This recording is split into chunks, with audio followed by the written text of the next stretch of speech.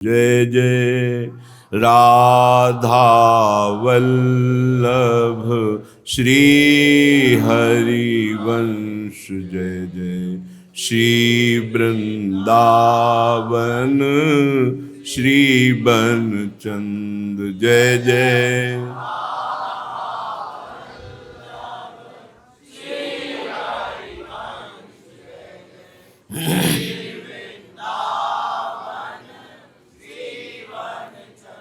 जय जय राधा वल्लभ गुरु हरिवंश। जय जय गुरु वृंदावन गुरु बनचंद। जय जय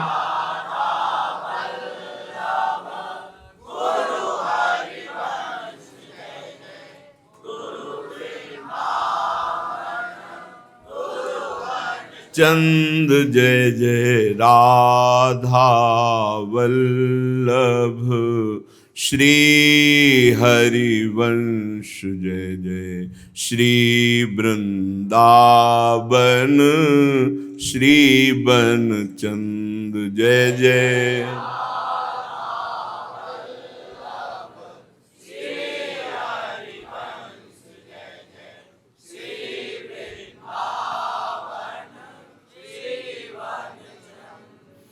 वृंदावनेश्वरी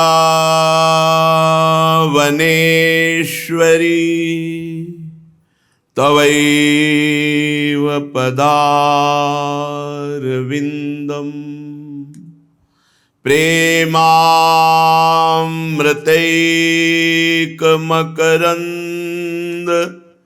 रसौघपूर्णम्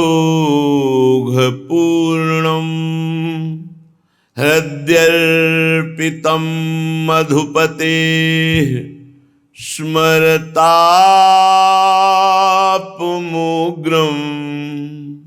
निर्वापयत् परम शीतलमाश्रयामि।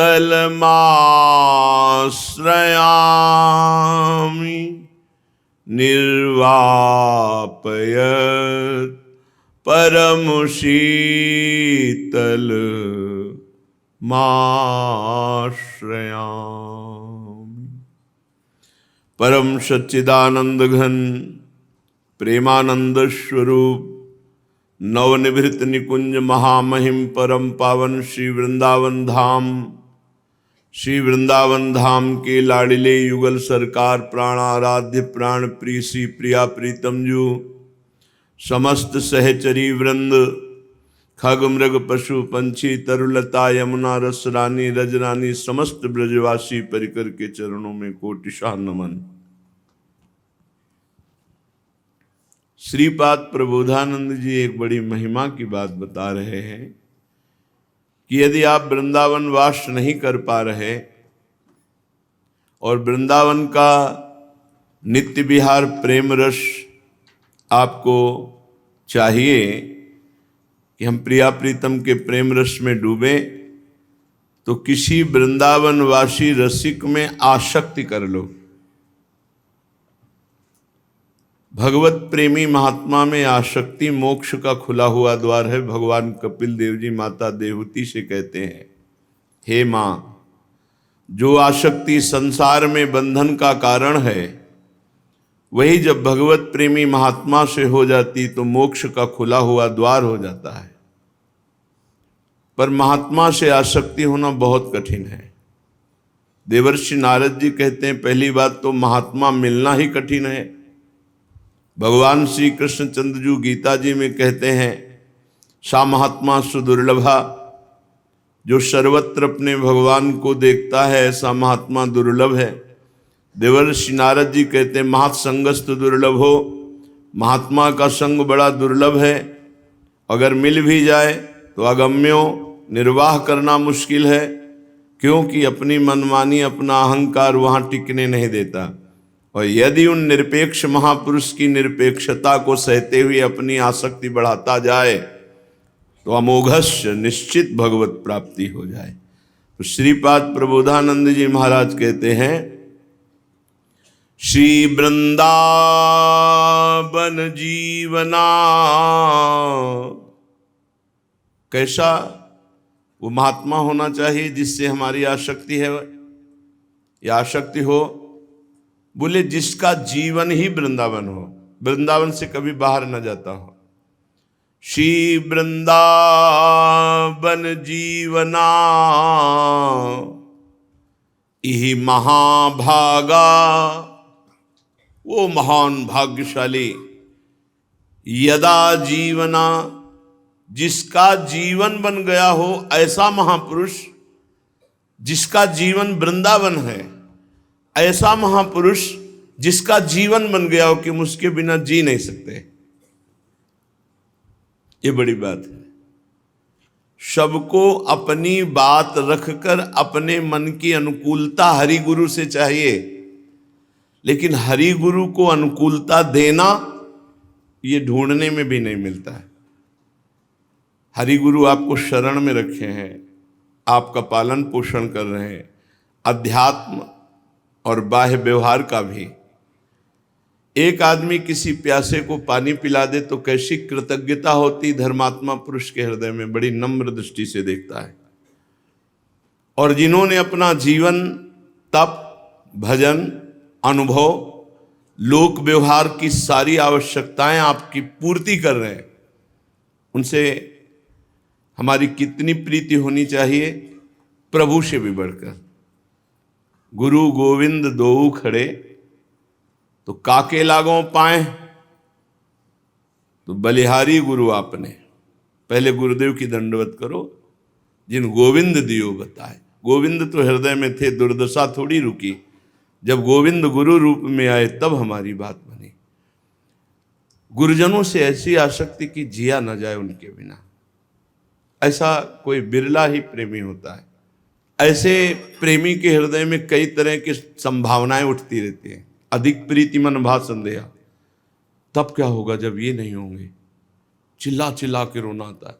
एक दिन सेवा करके वापस हुए 11 बजे दिन में, कुटिया में आए, एकदम बस यही, गुरुजी का स्वास्थ्य कमजोर था, एकदम ऐसे हम का तो बस लौट पड़े।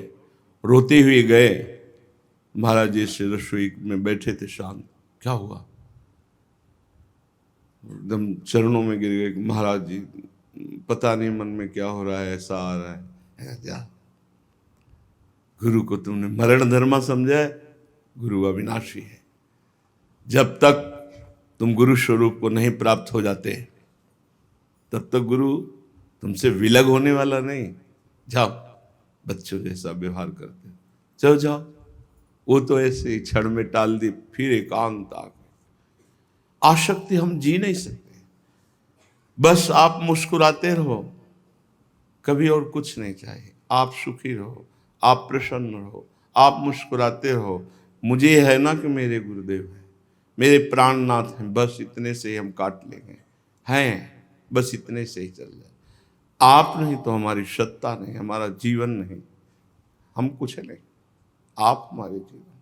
सच्ची कहते हैं, ये कोई श्रद्धा या भाव या दैन्यता की बात। आप हैं तो हमारा जीवन है, आप हैं तो हमारी सत्ता है, आप नहीं तो कोई सत्ता ही नहीं है। तिनके की क्या सत्ता? तिनका वायु के संग से आकाश में उड़ गया तो उसके कोई पर लगे हैं क्या? वो तो वायु का प्रताप है। ये तो गुरुदेव का प्रताप है कि हमें हरिप्रिया जी ने स्वीकार किया, हम उनके जस गाने लायक, हम उनकी चरण सेवा लायक। ये गुरुदेव ने बनाया, हरिप्रिया ने नहीं, प्रभु ने नहीं।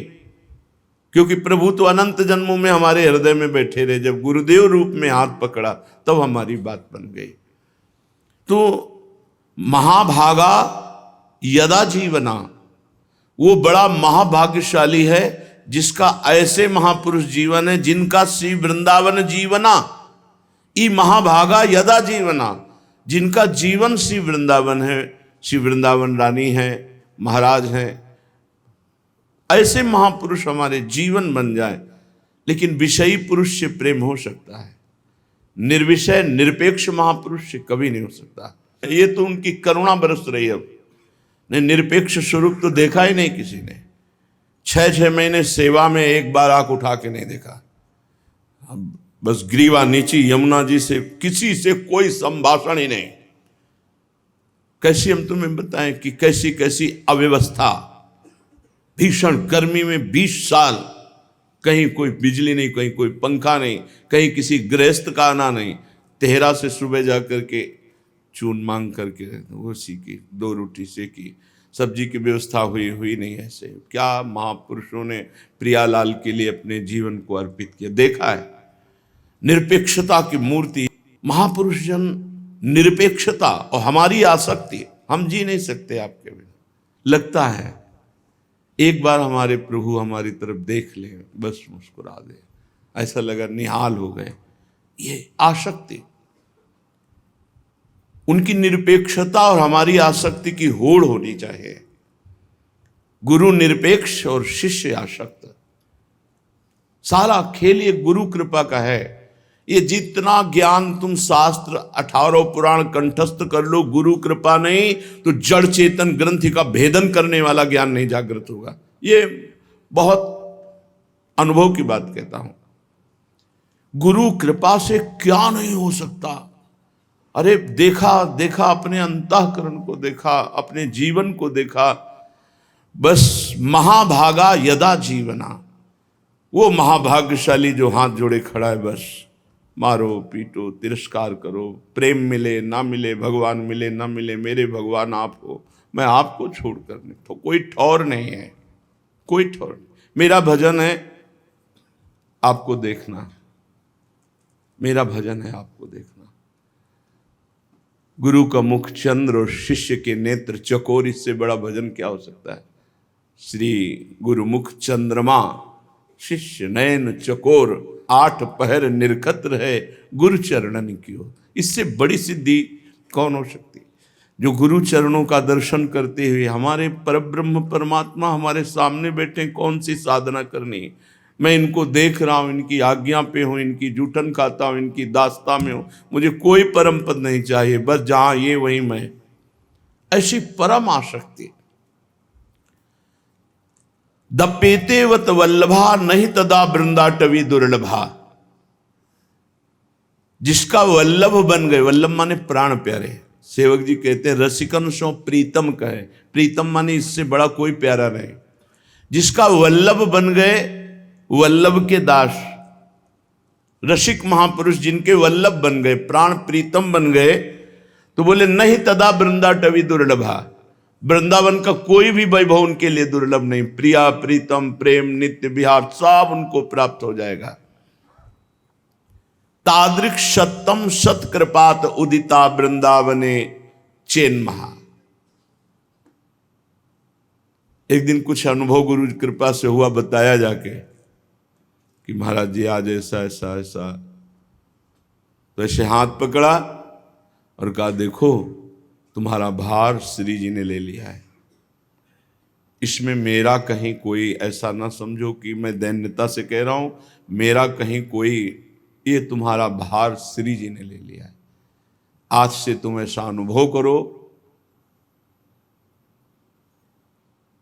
तुम्हारा भार श्री जी ने लिया। जब गुरु मुख से निकल रहा है कि श्री जी ने भार ले लिया, आप क्या चिंता करनी है। आप निश्चित जो मनावे सो करवाओ, जैसे मनावे वैसे रखो। हम तो शब्द पकड़ते हैं। वकालत में जानते हो क्या होता है, शब्द पकड़ा जाता है। शब्द से विजय और शब्द से पराजय होती। गुरु मुख के शब्द भगवान भी नहीं काट सकते। ऐसे हो गए। गुरु जी ने कहा तुम्हारा भार श्री जी ने ले लिया है, अब बस। ऐसे अंतःकरण का ऐसे परिवर्तन होता है। अहम से हम व्रत उपासना कठोर, नियम कठोर, वो सब अहम पुष्ट होता रहता है। और जितना देहाभिमान गलित होता है उतना ही अध्यात्म का प्रकाश होता है। वो गुरु कृपा से केवल होता है, गुरु कृपा से।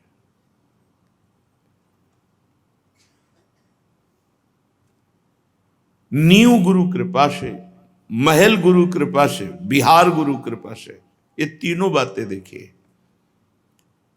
बच्चा थे, गुरुदेव भगवान ने जब पंचाक्षरी मंत्र दिया, तो अगर ये और वो 2 हैं तो आप समझिएगा बड़ा विशाल मंदिर है, मंदिर में बैठकर मंत्र दिया, गंगा स्नान करके चले गए। गुरुजी चले गए, हम भी कुटिया।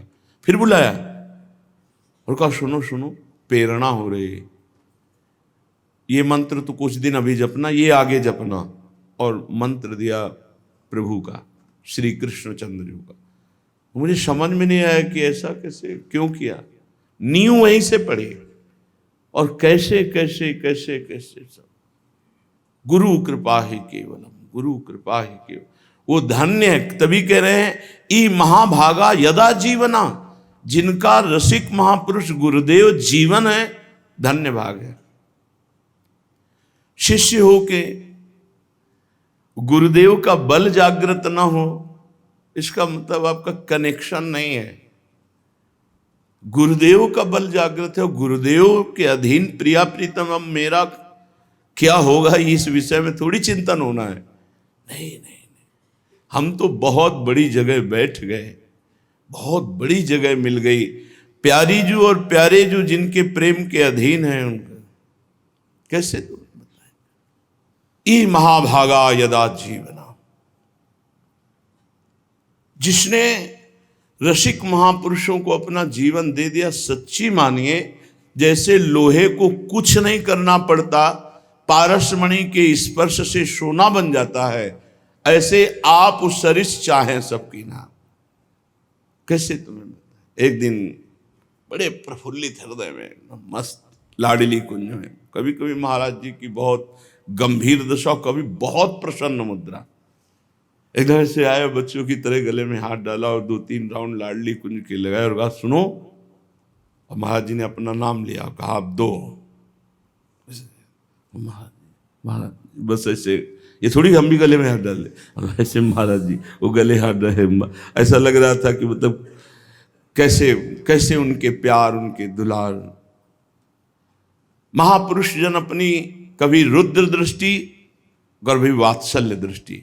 जब वात्सल्य दृष्टि होती तो सबको अच्छा लगता है, लेकिन जब रुद्र दृष्टि होती तब विशेष अच्छा लगना चाहिए, क्योंकि वो हमारे उस स्थान पर प्रहार कर रहे हैं जो प्रियालाल से मिलने के लिए बाधक क्षेत्र को छुपाए हुए, उसका नाश होता है। पर जब महापुरुषों की रुद्र दृष्टि होती तो हम उनके प्रतिकूल हो जाते हैं। ये अगम्यो, यही निर्वाह करना है। वो बिना अपराध के आपको अपराधी साबित करेंगे, बिना अपराध, बिना किसी अपराध के, बिना बिल्कुल 100 में 1% अपराध नहीं। और आपको 4 लोगों के सामने जब आप अपराधी की तरह खड़े हैं और वो देख रहे हैं आपकी कोई प्रतिकूलता नहीं, तब उनका हृदय, हाँ अब अहंकार खत्म हो रहा है, अहंकार समर, तब उनका हृदय प्रसन्न होता है। सत्य वस्तु पर रोक, नहीं तुम ऐसा नहीं करोगे जी, नहीं करेंगे, हमें नहीं चाहिए कोई प्रवचन, हमें आपकी कृपा कटाक्ष चाहिए, हम बैठे रहेंगे आपके सहारे, ऐसे चला जाता है। परमार्थ बहुत सूक्ष्म विषय है और वो गुरुदेव उस रहस्य के ज्ञाता है, और हमको बिल्कुल ऐसे चलना। सच्ची मानिए अपने आप दिव्यता जागृत हो जाएगी, जो दिव्यता किसी भी पढ़े लिखे से नहीं होती। दपेते वत वल्लभा, मेरे प्राण प्रीतम, कौन? रसिकन सो प्रीतम का है। तो बोले नहीं तदा वृंदा टवी दुर्लभा, उसके लिए वृंदावन का कोई भी वैभव दुर्लभ नहीं। तादृक् सत्तम सत्कृपात उदिता वृंदावने चेन्महा, प्रीति स्तरह चिरेण सापि सुलभा वृंदावनाधीश्वरी। महापुरुषों की कृपा से यदि वृंदावन में थोड़ी भी प्रीति जागृत हो जाए तो वृंदावनाधीश्वरी श्री श्यामा जो श्री राधा किशोरी गलभैया दिए उसे दिखाई देंगी।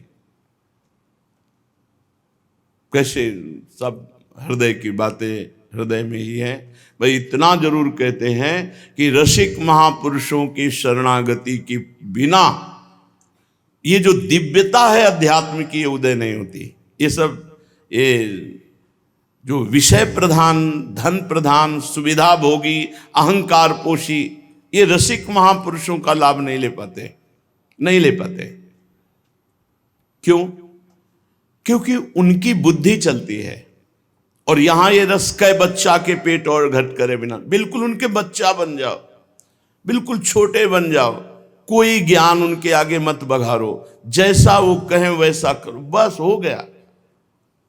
बिल्कुल आप सच्ची समझिए ये सेवक वाणी की बात।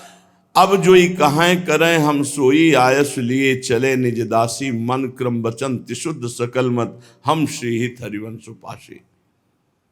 सबसे बड़ी अहंकार की ग्रंथि जो जन्म मरण को बार बार संचालित करती रहती है, उसका भेदन केवल गुरु कृपा से होता है। यह हम अपने हृदय के अनुभव की बात कहते हैं और शास्त्र सम्मत बात भी कहते हैं। तभी लिखा, चाहे शिव विरंच सम होई, गुरु बिनु भवनिधि तरह न कोई। गुरुदेव भगवान साक्षात कृपा करुणा वात्सल्य के अवतार सिर्फ मेरे लिए, यह अवतार जगत उद्धार के लिए नहीं हुआ, ये अवतार मेरे उद्धार के लिए हुआ। मेरे लिए मेरे भगवान गुरुदेव के रूप में आए और मुझे आसक्ति गुरुदेव के हर वचन वस्त्र सब में आसक्ति हो जाए। गुरुदेव, गुरुदेव की पादुका, गुरुदेव के प्रसादी वस्त्र, गुरुदेव का चरणामृत, गुरुदेव का मंत्र, गुरुदेव के वचन, गुरुदेव के इष्ट देव जो दिए हुए, बस हो गया सारा खेल इसी में है। नहीं, बुद्धि चलेगी, भगवान की माया भेजेगी ऐसे पार्षदों को। अरे ये तो कहते आश्रय में रहो, बिना भजन किए कैसे हो जाएगा। भागवत में वर्णन है सबसे बड़ा भजन 10वां आश्रय, 10 सर्ग का वर्णन है, 10वां आश्रय अंतिम समय श्री सूरदास जी का है। कहा कुछ उद्गार जाते जाते उनका भरोसो श्री वल्लभाचार्य जी के लिए, गुरुदेव के लिए भरोसो दृढ़ इन चरणन केरो। श्री वल्लभाचार्य, श्री वल्लभ नख चंद्र छटाविन, सब जग माहि अंधेरो, भरोसो दृढ़ इन चरणों। ये नहीं कहा कि जीवन भर 4 लाख पद गाए ये प्रिया प्रीतम, कुछ नहीं। श्री वल्लभ नख चंद्र छटाविन, सब जग माहि अंधेरो। इस कलिकाल में दूसरा और कोई साधन नहीं। सूर कहा द्विविध आंधरो, बिना मोल को चेरो। मैं बिना मोल का बिका हुआ, बाहर भीतर दोनों का अंधा, सिर्फ गुरु चरणों के आश्रित। आखिरी जो गुरुदेव के प्रति भाव, अंतिम श्री सूरदास जी के प्रति, श्री वल्लभ नख चंद्र चटा बलिहारी उस रूपा। तभी कहा ई महाभागा यदा जीवना, वो महाभाग्यशाली जिसका गुरुदेव जीवन है, रसिक जीवन है, वृंदावन का आसक्त चित्त महापुरुष, वो जीवन जिसका बन चुका है। प्रीतिम तरहा चिरेण साप सुलभा वृंदावनाधीश्वरी, उसके लिए सुलभ है वृंदावनाधीश्वरी के चरणों की प्रीति। राधा वल्लभी बनने के बाद एक दिन गुरु जी ने पूछा कि कभी श्री जी स्फुरित होती है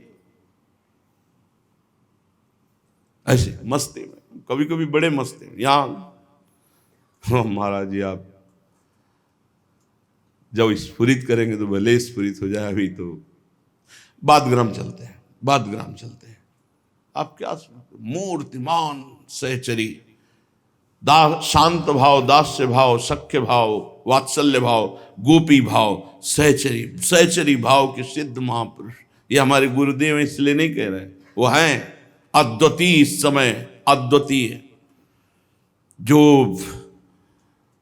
वो मतलब केवल श्री जी समझावें तो उनकी समझ में क्या है वो समझ में आ जाए, उनकी समझ में आवे तो समझ में आ जाए, तो श्री जी समझ में आ जाए, दोनों एक ही बात है। मात्र 1.5 घंटा बट वृक्ष के नीचे आप रज में पड़े, सुनाओ सेवक वाणी। देखो एक सेवक जी ने क्या कहा, देखो ये सेवक जी ने क्या कहा, देखो इसे। उस समय तो बस यही कि हाँ हम पढ़ रहे हैं, महाराज जी बता।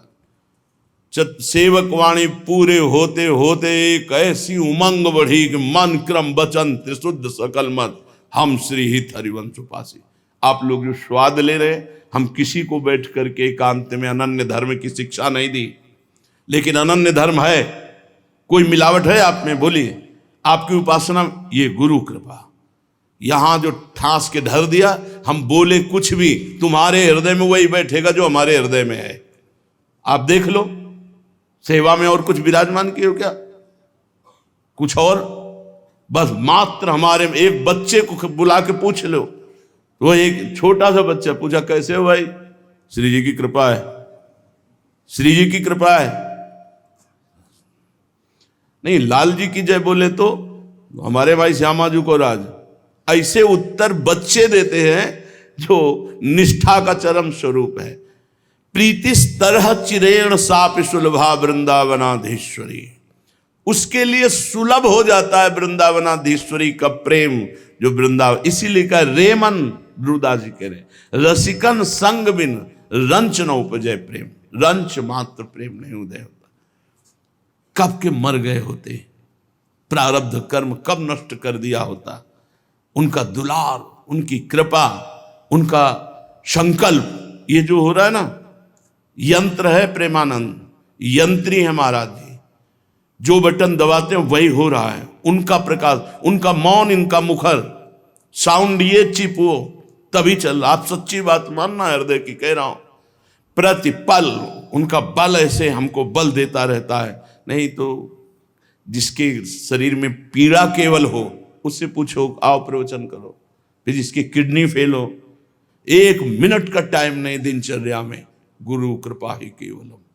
ये हम आपको हृदय खोल करके आज इसलिए रख रहे हैं, इसको समझो। ये जो दिमाग में मैंपन भरा हुआ है, मैं कुछ कर लूंगा, कुछ नहीं कर पाओगे। तुम क्या कर पाओगे? अपनी साधना के विषय में बताएं तो कई वर्ष जवान में अन्न नहीं गया।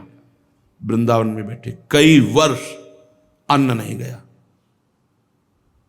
बहुत समय तक गंगा जी का जल सेवन, कई कई घंटे पद्मासन, सिद्धासन। जो रस इन सब में नहीं मिला, ऐसा नहीं कि हम खाली रहे और रस नहीं मिला, लेकिन रस की एक गरिमा, रस की एक महिमा, रस की एक गरूरता, जो महारानी जी के चरणों में गुरु जी ने स्वाद दिल, वो कहीं नहीं, ना समाधि में, ना ब्रह्म ज्ञान में, ना बड़े बड़े साधनों में, कहीं नहीं। आनंद की एक तारतम्यता है। जैसे एक दिन वर्णन हुआ था, गंधर्व देवता ये फिर ब्रह्मानंद, उससे इतना 17 शून्य का गुणा करो तब जाके प्रिया प्रीतम के सुख का। ये प्रिया प्रीतम का सुख सुलभ उसी को होता है जिसको किसी रसिक महापुरुष में आसक्ति हो जाए। आसक्ति का मतलब शक्ति नहीं है हमारे मन बुद्धि की हम उनसे अलग हो सके, शक्ति नहीं। श्रीपाद प्रबोधानंद जी महाराज कह रहे हैं, शेयम प्राप्ति ही कोटि चिंता मणि नाम, शेयम तृप्ति ही कोटि पीयूष पानात। जहां गुरुदेव को देखते कि घंटों सिसकी नहीं बंद हो रही, खिड़की से झांक के देखते, बस वो बिकल रो रहे। लगता धिक्कार है हमारे जीवन को, धिक्कार है हमारे जीवन को। हमारी आंखें सूखी हुई है, हमारे गुरुदेव रो रहे प्रिया प्रीतम के लिए। हमारे गुरुदेव का भोग लग रहा है और घंटों बैठे हैं, और हम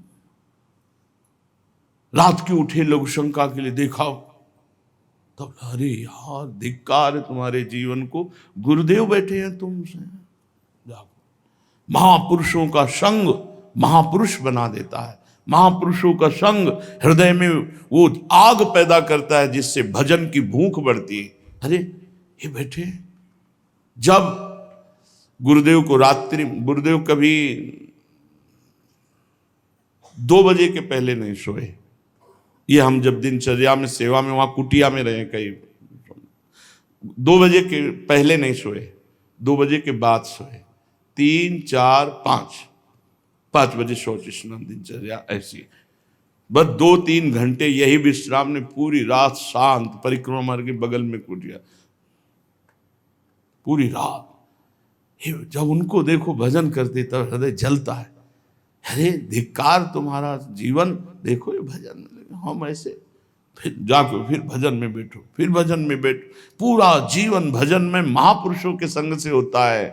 ये 2-4 माला घुमाने से त्रिभुवन विजेता माया पर विजय नहीं प्राप्त की जा सकती। एक भी क्षण भजन से विलग न हो। सेयम प्राप्ति कोटि चिंतामणि नाम। यदि हम वृंदावन को आत्मसमर्पण करते हैं तो कोटि कोटि चिंतामणि कुछ नहीं है। चिंतामणि चिंतित पदार्थों को देने वाले कुछ नहीं। चिंतामणि नाशवान पदार्थ देगी। और वृंदावन का प्रेम प्रिया प्रीतम के साथ, प्रिया प्रीतम का साथ शब्द केवल सुन लिया, इसमें कितना महान सुख है जो भगवान शिव शनकादि याचना करते हैं जिस सुख की, वो सुख छुपा हुआ है। सेयम तृप्ति कोटि पीयूष पानात, करोड़ों अमृत पी लो, वो सुख नहीं। माना देवता अमृत पिए, लेकिन प्रलय होगा तो मरेंगे ना। अमृत बचा लेगा प्रलयंकारी। जब प्रलय होगा, प्रलयंकारी अग्नि में प्रलयंकारी जब सृष्टि का विनाश होता है तो ब्रह्मा जी तक का लय हो जाता है। देवता क्या चाहे जितना अमृत प्रिय हो, उनकी भी एक सीमा है, आयु है, और वो आयु संपन्न होते ही खत्म।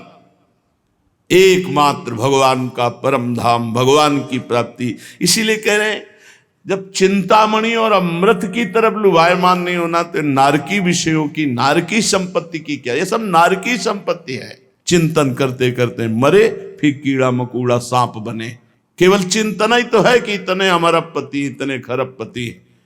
खाते क्या हो, कितना तुम क्या करोगे, चिंतन कहां है तुम्हारा, सब नारकी गति। शेयम प्राप्ति, जिस वृंदावन वृंदावनाधीश्वरी के नाम रूप में चिंतन में डूबे हो, इसके आगे कोटि चिंतामणि नाम। शेयम तृप्ति कोटि पीयूष पानात, करोड़ों प्रकार का अमृत पी लिया जाए तो भी वो तृप्ति नहीं। वासना का भूत देवताओं को भी चढ़ा है। कोई भी देवता निर्वासनिक नहीं, यहां से लेके ब्रह्मलोक तक वही निर्वासनिक है जिन्होंने चित्त को भगवान में जोड़कर सदा के लिए तृप्त कर दिया। शेयम सम्यक भक्ति सन्मुक्ति कोटिर, करोड़ों मोक्ष सुख भी इसकी समानता नहीं कर सकते प्रिया प्रीतम के प्रेम की। यच्छी वृंदारण्य आत्मना, जो आत्मसमर्पण करने से आत्मना अपनेक्षा, अपनी समस्त इच्छाओं को मिटाकर वृंदावन की शरण में हो गए। अब ना करोड़ चिंतामणि, ना अमृत, न मोक्ष, कुछ नहीं लुभायमान कर सकता। अरे जहां लाडली लाल खेल रहे हैं इसी सुंदर कुंज निकुंजे, अरे कैसा अमृत सुख है। वाणी की सामर्थ्य नहीं, हम कई बार बताया, जैसे रसगुल्ला पवा दिया जाए, प्राकृतिक मिठाई है, पूछा जाए कैसा, बोले बहुत मीठा। नहीं कैसा मीठा, बहुत मीठा। नहीं कैसा मीठा, तो खा के देख लो, बस इसके आगे उत्तर नहीं। तो यही उत्तर है, राधा राधा राधा राधा। एक बार जीवन प्रिया प्रीतम को समर्पित करके देख लो तो कैसे समर्पित होता है, ये भी हमें ज्ञान नहीं। इसलिए रसिक गुरुदेव की शरण, उनके बच्चा बन जाओ। जैसे बच्चा अपने माता पिता के आश्रित रहता है, जो खिलाते हैं जो पिलाते, जैसे अजात पक्षायु मातरम खगा, शुद्ध शरणागति। इनके करने के पंख जग गए हैं ना, उनको उड़ना पड़ेगा, परेशान होना पड़ेगा। अजात पक्षायु मातरम खगा, नहीं भाई हमारे तो पंख ही नहीं उड़े, तो हम तो उड़ ही नहीं सकते, हम तो केवल आश्रित हैं, जो खवा दिया, जो पिला दिया, जो दे। ऐसे ही जो अध्यात्म की सुख वृत्ति मेरे प्रियालाल गुरुदेव दे रहे हैं, उनके आश्रित पड़े हैं। आश्रित, बहुत जीवन बड़ा संकटपूर्ण है। हम लड़ना चाहेंगे तो निपट नहीं सकते, और ये आगे हैं तो लड़ना नहीं पड़ेगा। गुरुदेव आगे है ना तो लड़ना नहीं पड़ेगा। गुरुदेव की कृपा छत्र छाया में बिना किसी विघ्न के परम पद की प्राप्ति हो जाती है। चलते हैं श्रीमद् भागवत महापुराण। प्रसंग चल रहा है, भगवान परमहंस श्री सुखदेव जी महाराज वर्णन कर रहे हैं श्री कृष्णचंद्र जो जिस वंश में प्रकट हुए, यदुवंश का। सूर्य की पत्नी मारिषा, उनके गर्भ में 10 महापुरुष प्रकट हुए। वसुदेव जी, देवभाग जी, देवश्रवा जी, आनक जी, संजय जी, श्यामक जी, कंक जी, समीक जी, वत्सक जी, वृक जी, ये सब के सब भगवत प्राप्त महात्मा हैं। वसुदेव जी 10 भाई थे।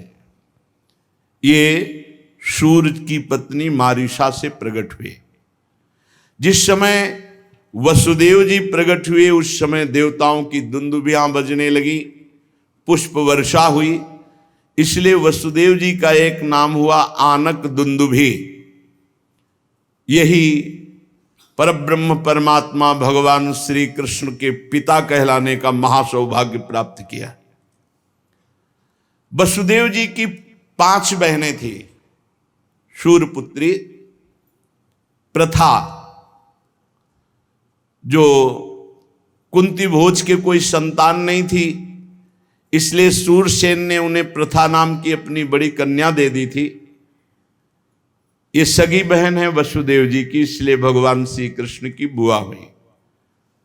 दूसरी श्रुत देवा, तीसरी श्रुत कीर्ति, चौथी श्रुत श्रवा और 5वीं राजाधिदेवी।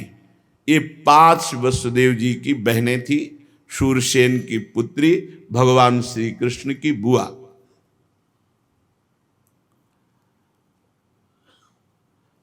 पृथ्वी इन्हीं महापुरुषों के चरण चिन्हों से पावन होती है, जो भगवान की भक्ति से इतना प्रबल हुए कि परब्रह्म परमात्मा को अपना पुत्र बना दिया। कितनी बड़ी बात है, जगत पिता को पुत्र बना दिया। प्रथा का विवाह महाराज पांडु से हुआ, वो पीछे आप सुन चुके। श्रुतदेवा का विवाह करुष देश के अधिपति वृद्ध शर्मा से हुआ, उससे दंतवक्त का जन्म हुआ। ये दंतवक्त पूर्व जन्म में हिरणाक्ष था। इस सनकादि के शाप से जय विजय। कैकेय देश के राजा धृष्टकेतु ने श्रुत कीर्ति से विवाह किया, उससे संतर्दन आदि 5 कैकेय राजकुमार हुए। राजाधिदेवी का विवाह जयसेन से हुआ, उनके 2 पुत्र हुए, विंद और अनविंद। ये कौरव पक्ष में थे, भगवान की प्रेरणा से पांडवों के द्वारा इनका वध हुआ। ये अवंती के राजा थे। और चेदिराज दमघोष ने श्रुतश्रवा का पाणी ग्रहण किया, उससे शिशुपाल का जन्म हुआ, पीछे आप सुन चुके हैं। वसुदेव जी के भाइयों में से देवभाग की पत्नी कंसा, इनके गर्भ से 2 पुत्र हुए, चित्रकेतु और बृहद्वल। देवश्रवा की पत्नी कंसवती से सुवीर और इष्मान नाम के 2 पुत्र हुए। आनक की पत्नी कंका के गर्भ से 2 पुत्र हुए, सत्यजीत और पुरजीत। संजय ने अपनी पत्नी रष्टपालिका से गर्भ वृष और दुष्मर्षण आदि कई पुत्र उत्पन्न किए। श्यामक ने सूर्यभूमि नाम की पत्नी से हरिकेश और हिरण्याक्ष नाम के 2 पुत्र उत्पन्न किए। मिस्र केशी अप्सरा के गर्भ से वत्सक के व्रक आदि कई पुत्र हुए। व्रक ने दुर्वाक्षी के गर्भ से तक्ष, पुष्कर, शाल आदि कई पुत्र उत्पन्न किए। शमीक की पत्नी सुदामिनी ने सुमित्र और अर्जुन, पाल आदि कई बालक उत्पन्न किए। कंक की पत्नी कर्णिका के गर्भ से 2 पुत्र हुए, रितधाम और जय। वसुदेव जी की देवकी के अलावा और भी पत्नियां थी, पौरवी, रोहिणी, भद्रा, रोहिणी जी जिनसे भगवान बलराम जी का, भद्रा, मदिरा, रोचना, इला, और फिर सबसे ये छोटी देवकी जी थी। रोहिणी के गर्भ से वसुदेव जी के द्वारा भगवान बलराम जी गद, सारण, दुर्मद, विपुल, ध्रुव, कृत आदि पुत्र हुए। पौरवी के गर्भ से उनके 12 पुत्र हुए, भूत, सुभद्र, भद्रवा, दुर्मद और भद्र आदि। नंद, उपनंद, कृतक, शूर आदि मदिरा के गर्भ से उत्पन्न हुए। कौशल्या ने एक ही वंश उजागर पुत्र उत्पन्न किया, उसका नाम था केशी। उसने रोचना से हस्त और हेमांगद आदि, इला से उर्वल्क आदि ये प्रधान यदुवंशी पुत्रों को जन्म दिया। परीक्षित वसुदेव जी की धृत देवा के गर्भ से विप्रष्ठ नामक एक ही पुत्र हुआ। शांति देवा से श्रम और प्रतिश्रुत आदि कई पुत्र हुए। उपदेवा के पुत्र कल्पवर्ष आदि 10 राजा हुए और श्री देवा के वसु, हंस, सुवंश आदि 6 पुत्र हुए। देवरक्षिता के गर्भ से गद आदि 9 पुत्र हुए और जैसे स्वयं धर्म ने 8 वसुओं को उत्पन्न किया, वैसे ही वसुदेव जी ने सहदेवा के गर्भ से पूर्व विश्रुत आदि 8 पुत्र उत्पन्न किए। परम उदार वसुदेव जी ने देवकी के गर्भ से भी 8 पुत्र उत्पन्न किए, जिनमें 7 के नाम हैं कीर्तिमान, सुषेण, भद्रसेन, ऋजु, संवर्धन, भद्र। इनको जन्म लेते मार डाला कंस ने। शेषावतार बलराम जी को आकर्षण करके योग माया ने रोहिणी जी के गर्भ में रखा। और 8वें के रूप में स्वयं सच्चिदानंद भगवान श्री कृष्ण चंद्र जी पधारे। और एक कन्या थी सुभद्रा। सुभद्रा जी भगवान श्री कृष्ण की बहन है।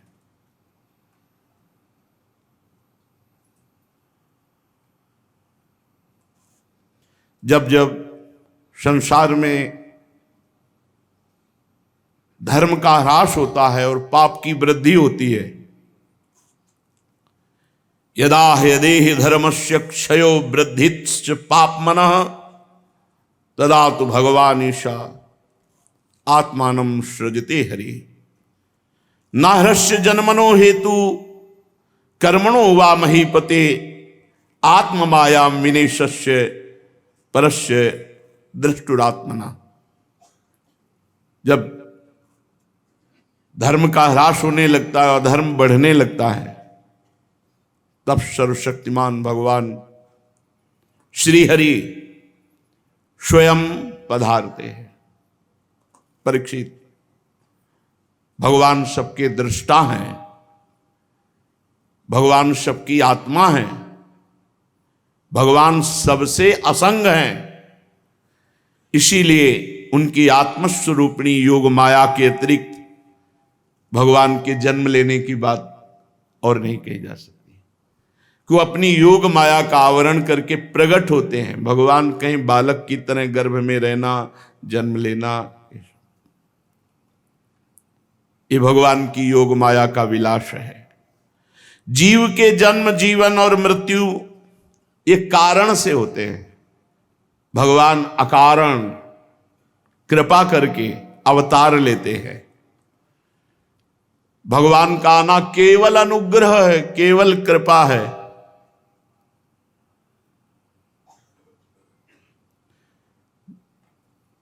मायाबद्ध जीवों को केवल मुक्त करने के लिए भगवान आते हैं, उपदेश करके, दर्शन देकर, लीला करके बद्ध जीवों को मुक्त करने के लिए। जब असुर लोग राजाओं के वंश में उत्पन्न होते हैं, राजाओं का वेश धारण करते हैं, अनेकों अक्षोणी सेना लेकर के दीन दुखियों को मारते हैं, कष्ट देते हैं, सारी पृथ्वी को दुख देने लगते हैं, तो फिर पृथ्वी का भार उतारने के लिए स्वयं भगवान बलराम जी के साथ पधारते हैं और ऐसी लीलाएं करते हैं कि बड़े बड़े देवता भी मन से अनुमान नहीं कर सकते। शरीर से करने की तो बात जाने दो। पृथ्वी का भार उतारना तो एक निमित्त है, वो तो संकल्प से भी हो सकता है, पर प्रकट होकर प्रधान बात है अनुग्रहाय भूतानां सुपुण्यम व्यतनोद यशः। अपने भक्तों पर अनुग्रह करने के लिए भगवान पधारते हैं, क्योंकि भगवान का ऐसा पवित्र यश है जिसके गान के सहारे भक्तजन जीते हैं। यही आहार है। अगर भगवान की चर्चा सुनने को न मिले, भगवान की बात सुनने को न मिले, तो जीवन कैसे जी पाए? नहीं जी सकते भक्तजन। भगवान का पवित्र यश, भगवान के गुण, भगवान की रूप श्रवण करके, गा करके इस दुख शोक अज्ञान से पार हो जाते हैं। भगवान का यश क्या है? यस्मिन् सत्कर्ण पीयूषे यशस्तीर्थवरे सुकृत श्रोतांजलि रूपस्पृश्य धुनते कर्म वासनाम। जो भगवान के पावन चरित्रों का गायन करता है, श्रवण करता है, उसके सारे पाप नष्ट हो जाते हैं। जो कानों की अंजलि से श्रोतांजलि रूपस्पृश्य धुनते कर्म वासनाम, जन्म जन्मांतर की कर्म वासनाएं भस्म हो जाती जब कानों से भगवान की लीला चरित्र सुने जाते हैं। भगवान का यश लोगों को पावन करने वाला सबसे बड़ा तीर्थ है। ये कानों के लिए अमृत है। एक बार जिसको इसका चस्का लगा वो छोड़ नहीं सकता, जी नहीं सकता। गोपीजन कहती जाओ भ्रमर, जब उनको हमारे बिना समय कट जाता है तो हम भी उनकी चर्चा, फिर नहीं नहीं सखी मैं उनकी चर्चा के बिना जी नहीं सकती, ये हमारा जीवन है। उनकी चर्चा क्या है? ये हमारा जीवन है, हम जी नहीं सकती उनकी बात किए बिना। कर्म की वासनाएं निर्मूल हो जाती हैं जो भगवान के पावन चरित्रों को श्रवण करता रहता है, गाता रहता है। ये भोजवंश वृष्णि अंधक मधु शूरसेन दशार कुर संजय पांडुवंशी ये सब परम पवित्र हो गए क्योंकि भगवान के संबंध से जुड़े। परीक्षित भगवान का बहुत सुंदर रूप, श्यामल शरीर, सर्वांग तेजोमय, मनोरम विग्रह, ललित त्रिभंगी, प्रेम भरी मुस्कान, मधुर चितवन, प्रसाद पूर्ण वचन, पराक्रम, जिसके नेत्र गोचर हुए वो प्रेमानंद सरोवर में डूब गया। परीक्षित तुम्हें कैसे बतावें भगवान के मुख कमल की शोभा कैसी है, क्योंकि देख रहे ना श्री सुखदेव जी, देख रहे। यस्याननम मकर कुंडल चारुक भ्राजत कपोल शुभगम शविलासहासम नित्योत्सवम न तत्र पुरुदृश्यभि पिबन्त्यो नार्यो नराश्च मुदिना कुपिता निमेष। कैसा सुंदर रूप भगवान का है। परीक्षित मकराकृत कुंडल, बड़े मनोहर कान, अलकावली कपोलों पर, और जब वो मुस्कुरा देते हैं उनके मुख पर जो आनंद की बाढ़ आती है। कोई नर नारी ऐसा नहीं जो अपने नेत्रों के प्यालों से भगवान की मुख माधुरी का पान करके तृप्त हो जाए। नहीं, और विरह और विकलता, वे उसका रस ले लेकर के आनंदित होते हैं, परंतु पलके गिरने से उनके गिराने वाले निमि पर खींचते हैं। लीला पुरुषोत्तम भगवान अवतीर्ण हुए मथुरा में कंस कारागार वसुदेव जी के यहां, परंतु वहां रुके नहीं, रुके गोकुल में नंद बाबा के घर। प्रयोजन अपने महाप्रेमी सखाओं को, ग्वाल गोपी गौओं को सुखी करना। ब्रज में, मथुरा में, द्वारिका में भगवान से बहुत मंगलमयी लीलाएं जो भक्तों को महान सुख देने वाली। अनेकों अक्षोणी असुरों का भगवान ने संहार किया। कहीं कौरव पांडवों के रूप में, कहीं स्वयं बलराम जी के साथ, जरासंध के साथ 17 बार 23 अक्षोणी सेना लेकर उसका आना, विनाश कर देना, 18वीं बार भागकर द्वारिकापुरी की रचना करना। बड़ी मंगलमयी भगवान की लीलाएं। भगवान ऐसी परम लीलाओं को करके परम धाम की लीला करते हैं। परीक्षित ने कहा प्रभु नहीं, अभी तो आपने शुरू किया और परम धाम की बात कह दी, बड़े बड़े राजाओं के वंश का विस्तार किया और मेरे जीवन प्रभु की चर्चा इतनी करके आप नहीं। प्रभु आपने सूर्यवंश का विस्तार से वर्णन किया, राजाओं के चरित्र वर्णन किए, चंद्रवंश का वर्णन किया। प्रभु प्रभु आप कृपा करके मेरे जीवन धन भगवान श्री कृष्ण और बलराम जी जब प्रकट हुए इनका विस्तार से चरित्र सुनाइए। परीक्षित जी को लगा कहीं महाराज इतने से ही ना बंद कर दे, अभी तो हमारे कानों में अमृत घोल शुरू हुआ कि हमारे जीवनाधार, क्योंकि परीक्षित का जीवन भगवान श्री कृष्ण के द्वारा प्रदत्त है। गर्भ में ही ब्रह्मास्त्र ने नष्ट कर दिया था, वो भगवान ने दिया है। मेरे जीवन दाता प्रभु श्री कृष्ण अवतार लेकर के कौन कौन सी लीलाएं की, हम विस्तार से उनको सुनना चाहते हैं। प्रभु अब ना तो भोगों की तृष्णा रह गई है, ना जीवन में मृत्यु का भय रह गया है। आपकी कृपा कटाक्ष से बस एक चाह रह गई है कि मैं भगवान की रूप माधुरी लीला माधुरी सुनकर उसमें डूब जाऊं। जीवन मुक्त महापुरुष जिनका पूर्ण प्रेम से अतृप्त रहकर गान करते हैं, निवृत्त तरसई रूपगी अमाना भवौषधाच्छोत्र मनोभिरामा का उत्तम श्लोक गुणानुवादा पुमान विरजेत बिना पशुनाथ। कौन ऐसा है जो उत्तम श्लोक भगवान श्री कृष्ण के चरित्र सुनना ना चाहेगा? भवरोग की राम बाण औषधि भवौषधाच्छोत्र मनोभिरामात्। यदि कानों से भगवान की चर्चा सुन ली तो जन्म मरण से मुक्त हो जाओगे। अगर विषयी पुरुष हो तो भी सुन लो, तुम्हारे पाप नष्ट होंगे, तुम्हें आगे से आगे तुम्हारी कामनाओं की पूर्णता होगी।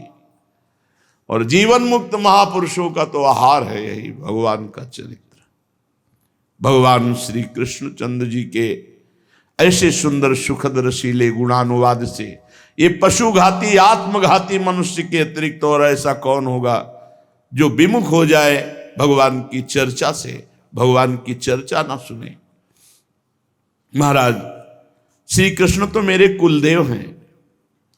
जब कुरुक्षेत्र में महाभारत युद्ध में देवताओं को भी जीत लेने वाले भीष्म पितामह आदि अतिरथियों ने मेरे दादा पांडवों को नीचा दिखाना चाहा, उस समय कौरवों की सेना उनके लिए अपार समुद्र के समान थी, जिसमें भीष्म आदि वीर बड़े बड़े मच्छों को भी निगल जाने वाले तिमिंगल मच्छों की भांति भय उत्पन्न कर रहे थे।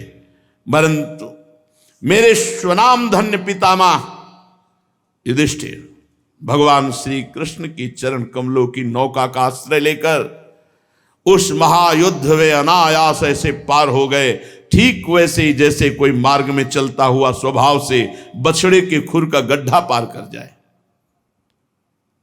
महाराज मेरा ये शरीर जो आपके सामने है, कौरव और पांडव दोनों ही वंशों का एकमात्र सहारा था, अश्वत्थामा के ब्रह्मास्त्र से नष्ट हो चुका था। उस समय मेरी माता जब भगवान श्री कृष्ण की शरण में गई, तब उन्होंने हाथ में चक्र लेकर मेरी माता के गर्भ में प्रवेश किया और ब्रह्मास्त्र से मेरी रक्षा की।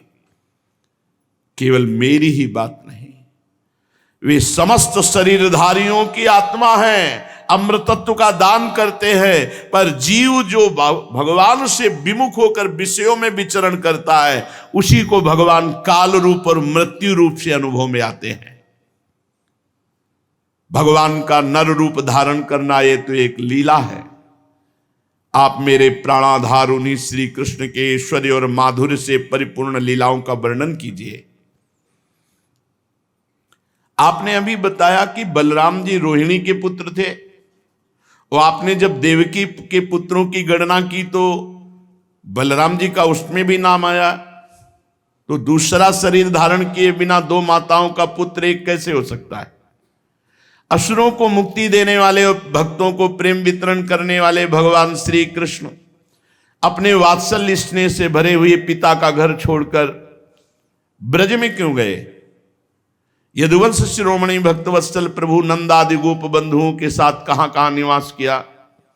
ब्रह्मा और शंकर का भी शासन करने वाले भगवान ने ब्रज में तथा मधुपरी में रहकर कौन कौन सी लीलाएं की, और महाराज उन्होंने अपनी मां के भाई मामा कंस को अपने हाथ क्यों मार डाला?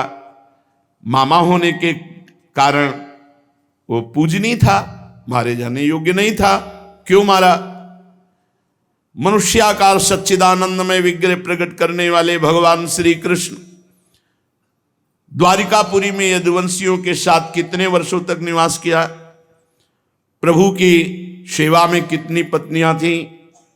और हे परमहंस शिरोमणि, मैंने जो लीलाएं ना पूछी हो, जो गुप्त हो, अधिकारी समझते हो, तो मुझे भगवान के चरित्र सुनाओ, क्योंकि भगवान की चरित्र सुनने में मुझे बहुत आसक्ति हो रही है। भगवान, अन्न की तो बात ही क्या, मैंने जल का भी जबान पे स्पर्श नहीं कराया। जिस समय से श्रृंगी ऋषि ने शाप दिया, असह्य भूख प्यास मुझे तनिक भी नहीं सता रही, क्योंकि मैं आपके मुख कमल से झरती हुई भगवान की सुधामयी लीला कथा का पान कर रहा हूं। शौनक जी भगवान के प्रेमियों में अग्रगण्य सर्वज्ञ श्री सुखदेव जी महाराज जी ने जब परीक्षित का ऐसा समीचीन प्रश्न सुना, जो संतों की सभा में भगवान की लीला के वर्णन का हेतु हुआ करता है, बड़ा अभिनंदन किया और भगवान श्री कृष्ण की उन परम पवित्र लीलाओं का वर्णन किया जिनके श्रवण मात्र से भगवान की प्राप्ति होती है। भगवान की लीला श्रवण मात्र से भगवान की प्राप्ति होती है। मथुरा की ब्राह्मण पत्नियां प्रमाण है, रत्नावती जी प्रमाण, बहुत से ऐसे भक्त प्रमाण है। केवल भगवान की चर्चा सुनने से भगवान की प्राप्ति। श्री सुखदेव जी ने कहा, भगवान के लीला रस के रसिक राजर्षि, तुमने जो कुछ निश्चय किया, भगवान के चरित्र सुनने के लिए जो प्रश्न किया, बड़ा आदरणीय है, क्योंकि सबके हृदयाराध्य श्री कृष्ण की लीला कथा श्रवण करने में जिससे सहज प्रीति हो गई भगवत प्राप्ति। मेरे प्रभु की चर्चा हो रही, कानों में मानो अमृत डाला जा रहा है। भगवान श्री कृष्ण की कथा के संबंध में प्रश्नकर्ता, उत्तर देने वाला और श्रोता, ये तीनों पवित्र हो जाते हैं, तीनों भगवत प्राप्त हो जाते हैं। जैसे गंगा जी का जल या भगवान का चरणामृत सभी को पावन करता है, ऐसे भगवान की लीला के संबंध में प्रश्न करने वाला, उत्तर देने वाला और सुनने वाला, तीनों पावन हो जाते हैं। परीक्षित, ये उस समय की बात है, लाखों दैत्यों के दल ने घमंडी राजाओं का रूप धारण करके अपने भारी भार से पृथ्वी को आक्रांत कर रखा था। उससे त्राण पाने के लिए पृथ्वी देवताओं के साथ ब्रह्मा जी की शरण में गए। गौर भूत्वा सुरमुखी खिन्ना क्रंदंती करुणम विभो उपस्थितांतिके तस्मै व्यसनम स्वमवोचत ब्रह्मा तदुपधार्यार्थ सहदेवैस्तया सह जगाम सत्रिनयनस्तीरम क्षीर पयो निधे। अश्रु चल रहे थे पृथ्वी के, खिन्न थी, शरीर कृश था। करुण स्वर से ब्रह्मा जी के पास जाकर कहानी सुनाई। घोर निशाचर प्रवृत्ति के लोग राजा हो गए, पापाचरण बढ़ गया है हमारे ऊपर। ब्रह्मा जी ने बड़ी सहानुभूति प्रकट की। त्रिनेत्र भगवान शंकर का याद स्मरण किया, भगवान शंकर आए।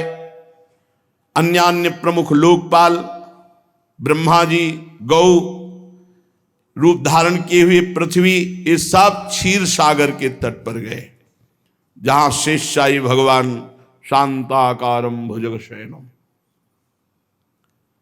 भगवान समस्त देवताओं के आराध्य देव, अपने भक्तों की समस्त अभिलाषाएं पूर्ण करने वाले, अपने भक्तों की बाधा और क्लेशों का नाश करने वाले, जगत के एकमात्र स्वामी, क्षीर सागर के तट पर पहुंचकर ब्रह्मा जी ने महादेव जी और लोकपालों ने पुरुष सूक्त का गायन किया।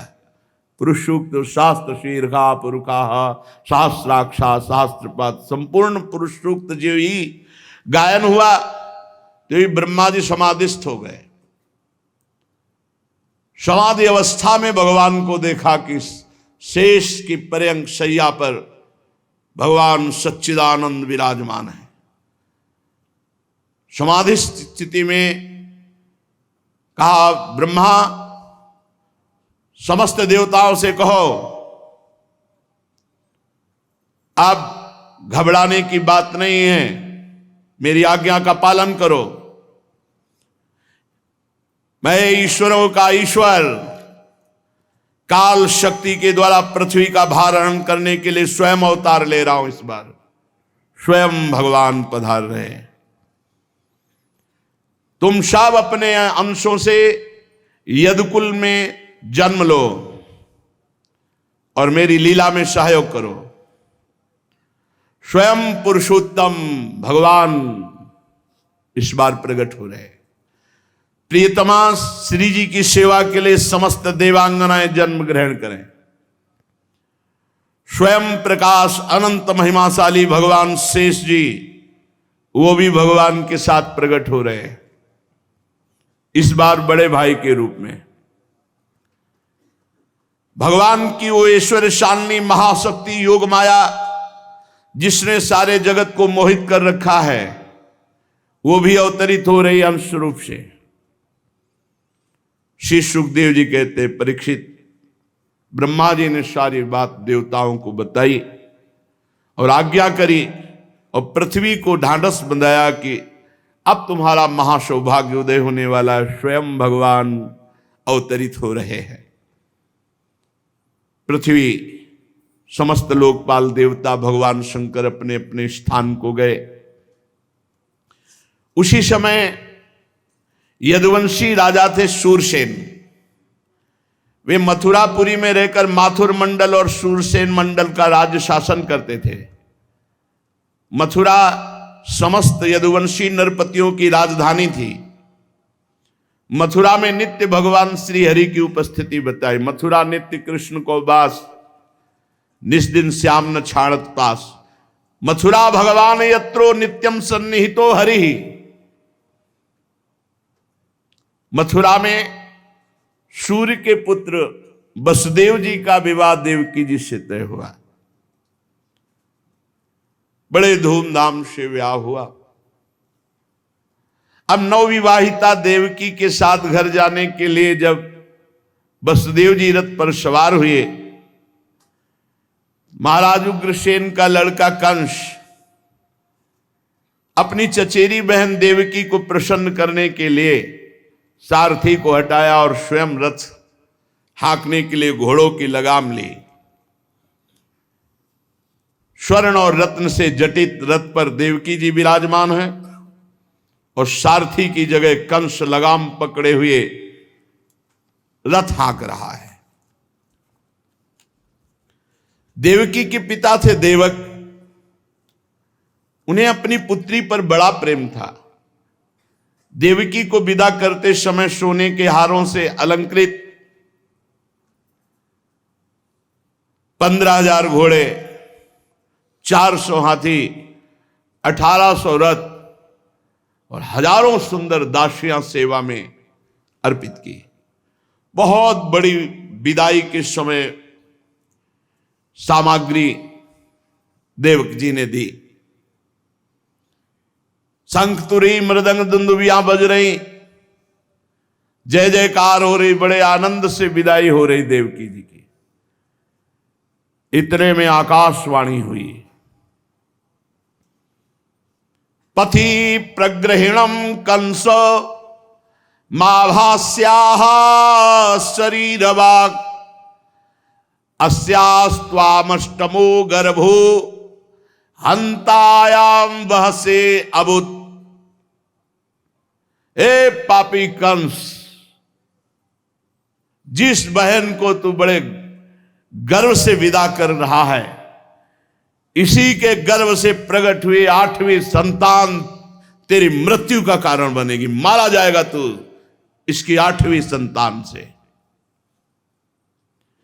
इसका 8वां गर्भ तेरे विनाश का कारण बनेगा। आकाशवाणी, कूद पड़ा रथ से। पापी, महाबलवान, दुष्टता की सीमा। आकाशवाणी सुनते ही रथ से कूद पड़ा, तलवार निकाली और देवकी के बाल पकड़े और वसुदेव जी ने, महाराज महाराज राजकुमार, ऐसा नहीं, ऐसा नहीं, आप भोज वंश के होनहार वंशधर, अपने कुल की कीर्ति बढ़ाने वाले हैं, बड़े बड़े शूरवीर आपके गुणों की सराहना करते हैं। महाराज, एक तो ये स्त्री, दूसरे बहन, तीसरे अभी अभी विवाह के शुभ चिन्हों से युक्त है। ऐसी स्थिति में आप कैसे मार सकते हैं? वीरवर, हम आपको सिद्धांत की बात बताते हैं।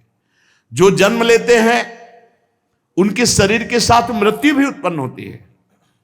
आज हो या 100 वर्ष के बाद, जो प्राणी है उसकी मृत्यु होगी, पक्का होगी। जब शरीर का अंत ही होना है, जीव अपने कर्म के अनुसार दूसरे शरीर को ग्रहण करता है, उसे विवश होकर ऐसा करना पड़ता है। फिर आप पाप क्यों कर रहे हैं? अपराध क्यों कर रहे हैं? जैसे चलते समय मनुष्य एक पैर जमा कर ही दूसरा पैर उठाता है, जैसे जोंक किसी अगले तिनके को पकड़कर पहले पकड़े हुए तिनके को छोड़ती है, वैसे जीव कर्म के अनुसार किसी न किसी शरीर को प्राप्त होता है, फिर शरीर को छोड़ता है। महाराज, जैसे कोई पुरुष जागृत अवस्था में राजा के ऐश्वर्य को देखकर, इंद्रादि के ऐश्वर्य को सुनकर उसकी अभिलाषा करने लगता है और चिंतन करते करते स्वप्न में या तन्मयता में अपने को राजा देखता है। क्या वो राजा हो जाता है? महाराज, वो अपने दरिद्र अवस्था के शरीर को भूल करके अपने को तन्मयता में लाके मानता है मानो राजा है। ये चिंतन है। आप अपना चिंतन संभालिए, क्रोध मत कीजिए। जीव कर्मकृत कामना, कामनाकृत कर्म के वशीभूत होकर एक दूसरे शरीरों को प्राप्त होता रहता है। पहले शरीर को भूल जाता है और जिस शरीर में होता है उसी में हम कर बैठता है। और ये सब शरीर विकारों के पुंज हैं। मन इन्हीं विकारों को भोगता है। देहांत के समय पूरे जीवन भर जो करता है, अंतिम समय उसके दिमाग में छा जाता है और वही उसके अगले जन्म का कारण होता है। इसीलिए जीवन भर भजन। ये 5 भौतिक शरीर जिसमें तल्लीनता की जाती है, यही दुर्गति का कारण होता है। महाराज, आप ऐसा मत कीजिए। जैसे सूर्य, चंद्रमा आदि चमकीली वस्तुएं जल भरे घड़ों में, तेल आदि तरल पदार्थों में प्रतिबिंबित होती हैं हवा के झोंके से, जल आदि के हिलने डोलने पर प्रतिबिंबित वस्तुएं चंचल जान पड़ती हैं, वैसे जीव अपने स्वरूप के अज्ञान द्वारा रचे हुए इन स्थूल सूक्ष्म कारण शरीरों को अपना मान बैठता है और मोहवश इनका मरना जीना अपना मरना जीना मानने लगता है। इसलिए महाराज, जो अपना कल्याण चाहता है उसे किसी से द्रोह नहीं करना चाहिए, क्योंकि जीव जब तक किसी से द्रोह करेगा मुक्त नहीं हो सकता। अजात शत्रु होना पड़ेगा। इस जीवन में शत्रु से मरने के बाद परलोक में उसे भयंकर दंड मिलेगा जो कि यहां किसी से द्रोह करेगा। कंस, ये तुम्हारी छोटी बहन है, बच्ची है, अभी अभी तो ब्याह हुआ है, तुम्हारी कन्या के समान है, फिर तुम इसका वध करना चाहते हो? नहीं नहीं, देखो इसके विवाह के मंगल चिन्ह शरीर पर से उतरे नहीं, ऐसे आप दीन वत्सल को नहीं मारना चाहिए। वसुदेव जी बड़ी प्रशंसा किए, सामनीति, भय आदि भेद नीति कंस को बहुत समझाया, परंतु तो राक्षस स्वभाव का था। उसने अपना घोर संकल्प नहीं बदला। वसुदेव जी ने जब देखा कि कंस तो मार ही डालेगा, तो सोचा किसी तरह इसे इस समय टालना चाहिए। वसुदेव जी ने विचार किया कि बुद्धिमान पुरुष को जहां तक बुद्धि काम करे मृत्यु के टालने का उपाय करना चाहिए। प्रयत्न करने पर ना टल सके तो फिर कोई दोष नहीं। इसलिए उन्होंने कहा, महाराज महाराज, एक बात है, आपको देवकी से तो कोई भय नहीं, देवकी का 8वां पुत्र आपको मारेगा। महाराज, मैं वचन देता हूं कि देवकी के सब पुत्र आपको लाके दूंगा। आप मार डालिएगा। वसुदेव जी ने विचार किया कि आज समय टालते हैं, आकाशवाणी जो बोलती वो तो सत्य होगा ही, और मेरा बेटा कंस को मारेगा निश्चित, लेकिन इस समय देवकी को बचाना चाहिए। जैसे वन में आग लगी, कौन जले कौन लकड़ी बच जाए, कौन दूर की जल जाए नजदीक की बच जाए, बड़ा विचार करके पापी कंस की प्रशंसा की और प्रफुल्लित हंसते हुए कहा, महाराज अब आपको छोड़ देना चाहिए, मैं वचन देता हूं देवकी के हार गर्भ से उत्पन्न हुई जो संतान वो आपको देगी, आपको बहने। कंस जानता था वसुदेव जी सत्य प्रतिज्ञ हैं, कभी झूठ नहीं बोलते, और उसने विचार किया बात तो सही, मुझे देवकी से क्या भय, 8वें गर्भ से भय, छोड़ दिया। वसुदेव जी की सांस में सांस आई कि पापी आदमी, छोड़ दिया कम से कम। देवकी जी बड़ी सती साध्वी थी, वसुदेव जी बड़ी प्रशंसा कंस की और कहा अब सारथी बन के मत बैठो, सारथी को बैठा, आप जाओ महाराज, कम से कम तुम नहीं रहोगे तो जिंदा तो पहुंच जाएगी, लेकिन फिर कुछ आकाशवाणी हो जाए, कहां तक समझाएंगे इसको। वसुदेव जी ने कंस को विदा किया। सारे देवता देवकी जी के अंगों में, क्योंकि उसे सबके अंगों में देवताओं के अंश का वास है, पर वहां प्रकाशित हो गए। अब पहला पुत्र हुआ कीर्तिमान। वसुदेव जी को बहुत कष्ट हो रहा था ले जाने पर अपने सत्य वचन के आगे तेजो में दे दीप्यमान बच्चा अभी कोमल पापी के हाथ में देने जा रहे कि मारी डालेगा, कौन माता पिता का हृदय कहेगा। पर सत्य प्रतिज्ञ वसुदेव जी लेकर के गए, प्रदान किया। कंस ने देखा छोटा सा भी लाल लाल चरण, लाल लाल कर कमल, उन्होंने कहा ये क्या हमारी मृत्यु बने, ले जाओ 8वां लाना, 8वां। कहते हैं कि देवर्षि नारद जी ने विचार किया ये पापी ऐसी दया करेगा तो भगवान के अवतार में बड़ा विलंब हो जाएगा। नारायण नारायण नारायण, भगवान के मन है देवर्षि नारायण, और ये ऐसे महात्मा है कि हिरण्यकश्यप, हिरणा, कोई भी कहीं भी चले जाए सब उठ के खड़े होंगे, सब पूजा करेंगे, सबको ऐसा लगता है कि मेरे पक्ष में देवर्षि नारद जी। कंस खड़ा हुआ, आओ महाराज, 8 पंखुड़ी का कमल लिए हुए गए, कहा कंस इसमें कौन सी 8वीं है कौन सी पहली है, कहा ये, घुमा के हर पंखुड़ी को 8वीं साबित कर दिया, समझे, समझ गए, नारायण नारायण चले गए। तुरंत वसुदेव जी को बुलाओ। वसुदेव जी को पता था पापी कभी भी पलट सकता है। वसुदेव जी फिर लेके आए, पैर पकड़ करके पत्थर पर पछाड़ करके कीर्तिमान नामक प्रथम पुत्र को, फिर द्वितीय तृतीय चतुर्थ पंचम और षष्ठ, सप्तम में भगवान शेषावतार बलराम जी। ये इसीलिए पहले आए क्योंकि रामावतार में जहां कुछ भगवान के पक्ष की बात करना चाहते थे तो मर्यादा पुरुषोत्तम गंभीर श्री रामचंद्र जी तो एकदम चुप होना पड़ता था। इसीलिए पहले आए कि अब तुम्हारे कहने से नहीं रुकेंगे, हम बड़े भाई, हम जैसा चाहेंगे वैसी आपकी सेवा करेंगे, इसलिए भगवान बलराम जी आए। भगवान सच्चिदानंद है। देखा कि अब पूरे समय पर बलराम जी गर्भ में रहें, फिर प्रकट हों, तो आद्या शक्ति देवी को बुलाया और कहा जाओ बलराम जी का आकर्षण करके, जो कंस के भय से वसुदेव जी की अन्य अन्य जगह पत्नियां थी, उनमें नंद बाबा की रोहिणी जी थी, गर्भ में वहां पहुंच, मैं स्वयं सच्चिदानंद अब 8वें गर्भ के रूप में प्रकट हो रहा। भगवान हमारे प्राणाधार, जीवन धन, सर्वस्व वही है, उनके सिवा दूसरा कोई है नहीं। उनका अवतार होता है। समस्त देवता लोग भगवान के अवतार के समय आते हैं और स्तुति करते हैं। ये शेष चर्चा आगे। श्री राधा वल्लभ।